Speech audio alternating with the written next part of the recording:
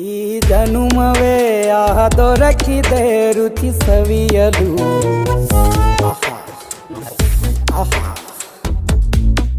ಈ ಜಗವಿದೆ ನವರಸಗಳ ಉಣಬಡಿಸಲು.